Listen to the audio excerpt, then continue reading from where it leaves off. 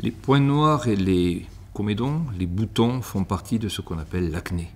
L'acné se définit par une production excessive de sébum.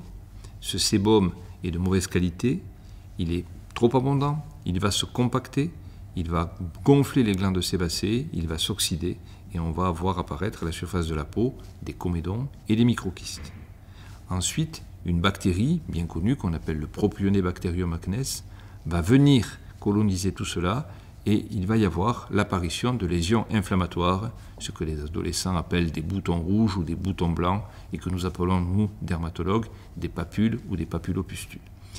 L'acné a donc ces deux versants, un versant rétentionnel avec ce sébum qui ne sort plus de la glande sébacée et aussi ce versant inflammatoire avec ces lésions donc remaniées par le Propionibacterium acnes.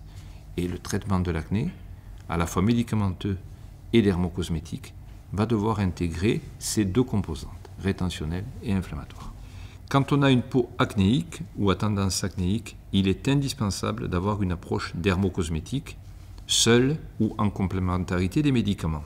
Cette approche dermocosmétique, elle passe toujours par un nettoyant.